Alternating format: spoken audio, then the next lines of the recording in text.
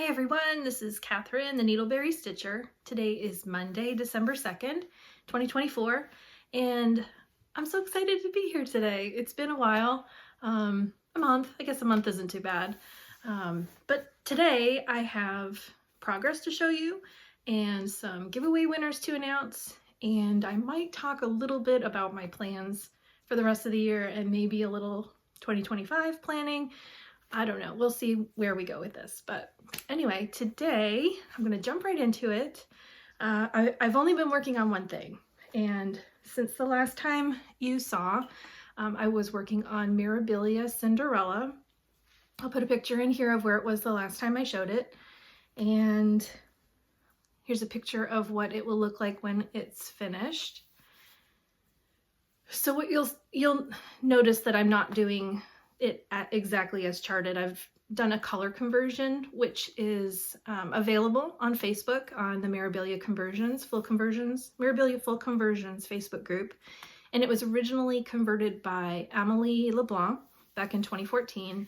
And I've taken her conversion and applied quite a bit of the colors that she used, but I've changed kind of as I went. So I changed the castle.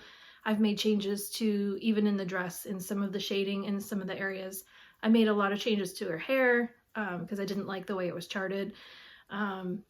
So you'll notice it looks very different, but I will now show you what it looks like since the last time. I'm going to put another picture in here of what it looked like the last time since I've just been chattering for too long. Plus I have to unroll my scroll bar. If I can get it on. All right, this is what it looks like.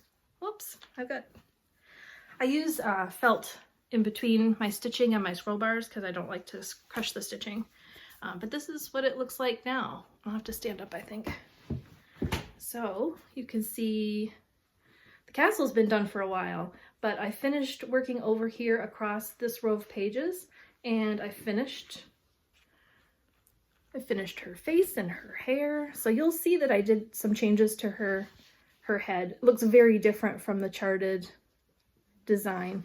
Now this band right here, I took that from Amelie's conversion, but I didn't do the hair as charted because according to the conversion, there were no changes to the hair. But when I went to stitch it, I think I probably stitched and unpicked it like 3 times because I didn't like the colors that were used. So I chose different colors and I did my own conversion and charting of what her hair should look like. So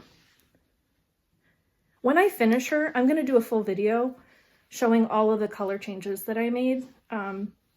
So you can also see that I have finished. I'm going to have to roll it up a little bit. I've also finished all the way down to the bottom except for the frame. So this frame is going to come all the way down and then just underneath her foot down here. So I haven't done that part yet, but I have reached the bottom of her.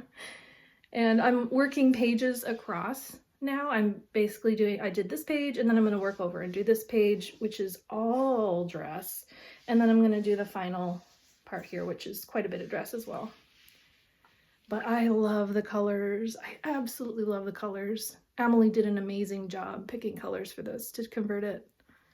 So I especially love right here, the blue in the ribbon. The blue colors in the ribbon are different from the blues that are here in the flowers.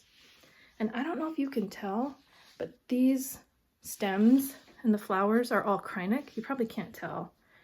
It's so hard in this lighting to get the sparkle. But then some of the flowers as well, there's some Krynic in those.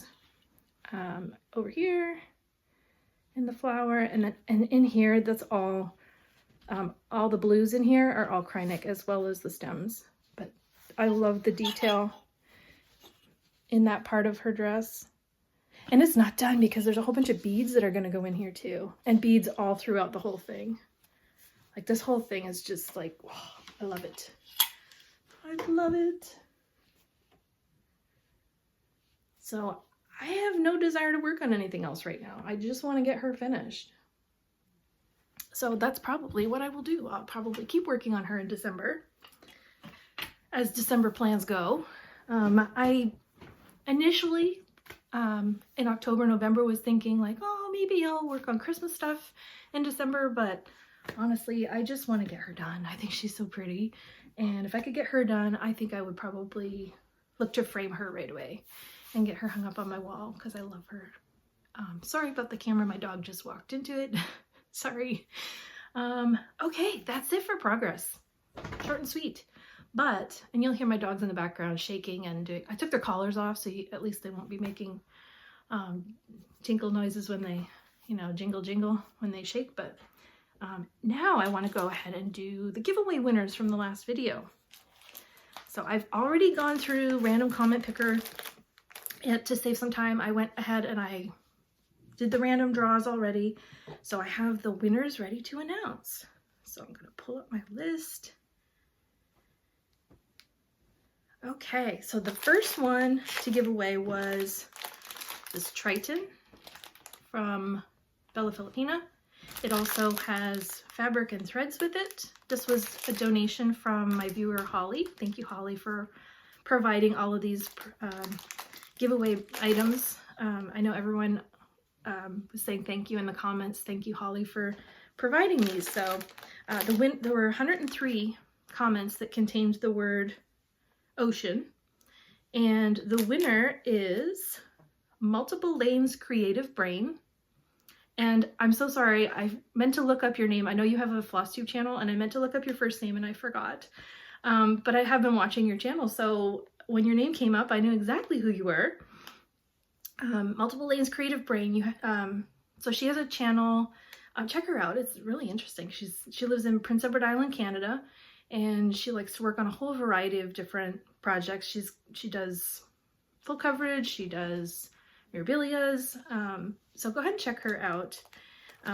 Now, I do realize that Canada Post is currently on strike, so let's connect, and I'll get this out to you as soon as Canada's postal service is back up and running.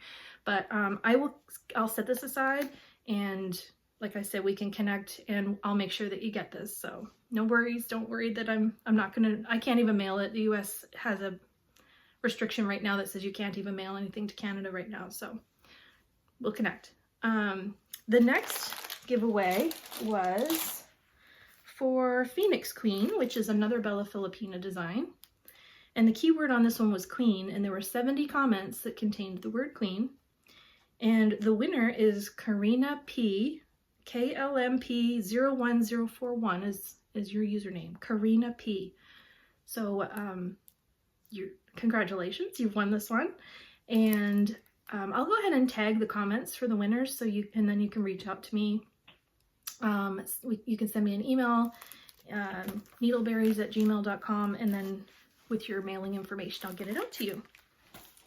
The next item up is Mermaid of Atlantis, which is a Mirabilia design. And if I didn't already have this one, I would have kept it for sure. And there were 64 people who left the word Atlantis in the comments, and the winner is the Nutmeg Stitcher. Congratulations. The next item is another Mirabilia chart called Lilith of Labrador. And the keyword for this one was Labrador. And there were 36 people who left the word Labrador in the comments. And the winner is Gabrielle Lenz, Gabrielle LENZ-Q60. Congratulations. And the last chart is another Bella Filipina called Spooky Cauldron.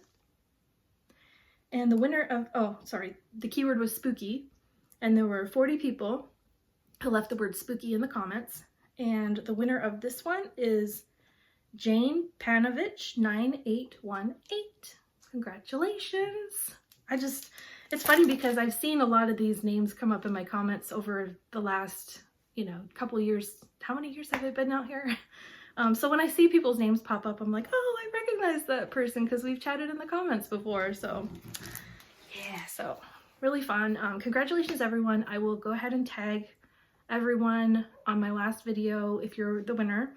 And again, if you can just send me an email at needleberries@gmail.com, and send me your mailing address, and I will get those posted out to you.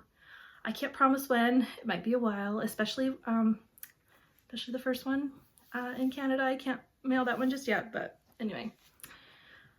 This is a really short video. It's only 10 minutes. I don't know if I have a whole lot else to talk about other than my planning. So like I said, I think I'm just going to work on Cinderella for the rest of this year. I was thinking for 2025 that I would do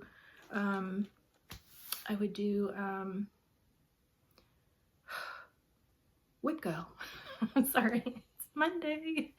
So I'm thinking about doing Whip Go again. The last time I did it was in 2023, and I started out gung-ho, and a couple weeks in, I had gotten lots of progress done, and I had 4 Whip Go boards, and I was actually doing really well. And then halfway through January, my mom passed away, and that just pretty much ended any kind of plans, because 2023 was not a good year. The whole year, I just stitched on whatever, and that was what I just needed at the time.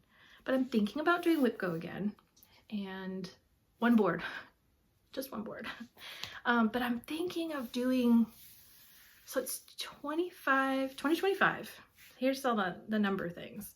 It's 2025. There's 25 spots on the board if I use the free space, and I'm turning 50 next year.